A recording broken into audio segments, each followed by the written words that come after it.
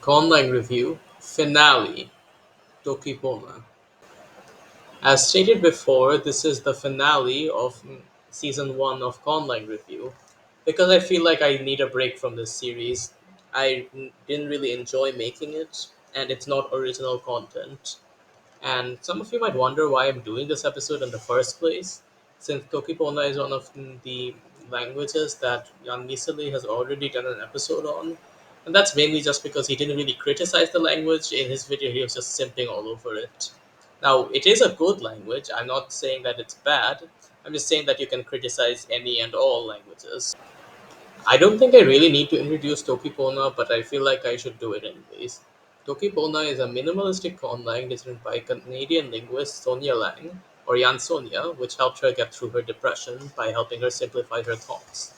It is the second most widely spoken conlang on the internet after Esperanto, and it is widely beloved by the conlanging community, except by Anthony McCarthy. Phonology.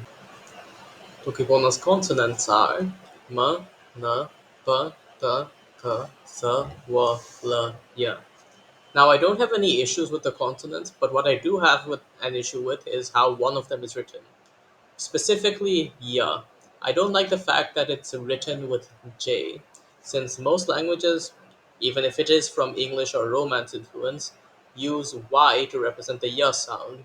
So using j here, to me, doesn't really make much sense. Tokipona's vowels are E, U, E, O, A. This is just a five vowel system, nothing of note here. Now, most people say that Tokipona's syllable structure is consonant, then vowel, then na. But I think it's better analyzed as consonant, then ya, then the vowel, then na. Because one of the nimisin introduced in the Tokipona dictionary is nia, which is specifically for a cat's meow, and the ya goes before the vowel, which would otherwise break Tokipona's phonotactics, but the word exists. Therefore, I think it's better analyzed as consonant ya, vowel na, and stress is always on the first syllable. Grammar. Nipona's word order is SVO. Now, since SOV word order is the most common order across languages, you might argue that is better for a language that aims to be easy to learn, like Tokipona. But as I explained in the Globasa episode, the most spoken languages in the world, English and Mandarin Chinese, both use SVO word order. So I don't think this is really much of an issue. In terms of modifiers, noun modifiers go after nouns, and verb modifiers, known as preverbs in the Tokipona community, go before the verb. Preverbs are used to modify verbs to express meanings of aspect or mood, since tense isn't really used much in the language. For example, kama is used for the inchoative, and ken is used for the abilitative. Basically, if you're starting an action or if you have the ability to do the action. Now, this is the best way to handle an aspect or mood in Tokipona since you can't conjugate the verbs if you want to keep it simple.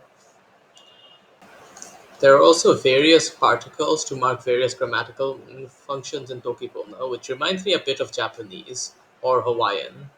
Li marks the predicate, A marks the object, and P groups modifiers since in Tokipona, when you use multiple modifiers on a noun, they will affect the noun directly, but P allows you to have them affect each other. Lexicon. Tokipona's lexicon. What is a lexicon? Anyways, Tokipona's lexicon is extremely small. The original version had between 120 to 123 words, if you're including synonyms, but with the release of Tokipona Dictionary, the number of necessary words increased to 137. The community has created their own words for the language, which are called nimisin and not considered canon. Now, I think that having less than 200 words is very minimalistic for a language, but since Tokipona is aiming to be as minimalistic as possible while being somewhat understandable, I think that this is a pretty good number. Writing. The writing system used for Tokipona is called Sitelenpona, meaning simple writing or good writing. It's a logography, which means that every single word has a character representing it. Now, usually logographies are considered by people as some of the hardest writing systems to learn, but since Tokipona has such a small lexicon, it actually works the best for Tokipona. Though I still think that a syllabary would have been better for it. There's also another writing system for toki pona called Sitilan created by Jonathan Gable. It works by creating syllable blocks like Mayan writing, and of course, this means I'm biased towards it since I love Mesoamerican languages. In summary, I don't think I even need to say that I love toki pona. And it is genuinely one of the best designed languages ever created, and it has a thriving community built around it. I think I can skip right to the ranking section. Tokipona's only competitor in this section is literally its own child, so I don't think there is much competition here. This isn't a surprise to anyone. Tokipona is better than Tiki, and that makes it the best outline that I've reviewed so far. Now, I'll be taking a break from Conlang review for a bit to work on my original content.